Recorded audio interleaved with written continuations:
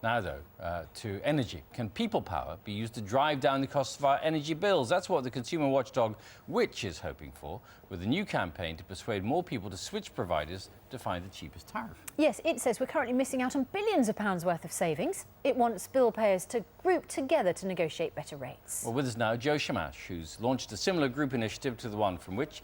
His is called People Power. Morning, Joe. And Paul Lewis from Radio 4's Money Box. Hello. Well, morning, Paul. Joe, let's start with you then. How did you start up your group and how are you doing so far? Well, we set up thepeoplespower.co.uk as a not-for-profit website after reading an article called Going Dutch, which was about the 4 million households in the UK that are in fuel poverty, and this incredibly simple solution, which had already been tried and tested in Holland, of group energy switching, where in Holland it had saved a few thousand households between 10 and 20% off the average annual energy bill. So we're going for the same thing here. So how does it work? You get lots and lots of people together. Yeah, so we've just launched, we invite people to sign up, fill out a really simple form. Once we get more than 5,000 people, we start talking with the energy companies, get the cheapest possible standard tariff and a green energy tariff as well. Take that back to the people. If they like it and they want to switch, they can, and we'll give them the information they need to decide. If they don't have to do anything, and it's free and no obligation. How many clients have you got so far? We don't have the exact numbers, well, I don't have them on me at the moment, but I know at the moment we're getting about 170 people a day, and that's sort of growing. So you're as into people the are spreading the word. now. Okay. Yeah, well, we're well on course for about 10,000 by the end of March. All right. And this is exactly what Which are trying to do as well, Paul. Yes, they are, and because it's Which and because it has much greater profile, it claims a lot more people than that, in the tens of thousands, over 80,000 at the moment.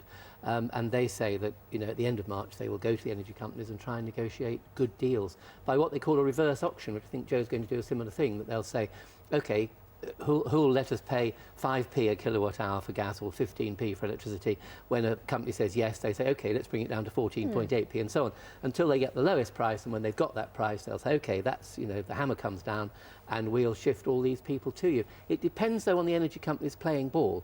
I mean, in a way, Joe's in a stronger position because with the small energy companies, a few thousand customers will be very attractive.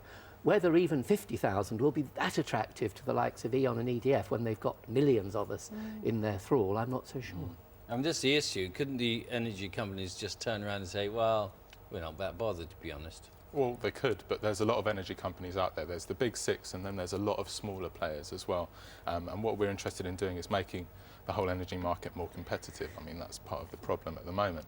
So we're fairly confident, and in early informal discussions, we think we can get a really, really good deal for people. Joe mentioned, and you mentioned earlier, Paul, that if once the negotiations have happened, you go back to your customer or your potential customers and say, if you like it, you like it. If you don't worry. Yeah.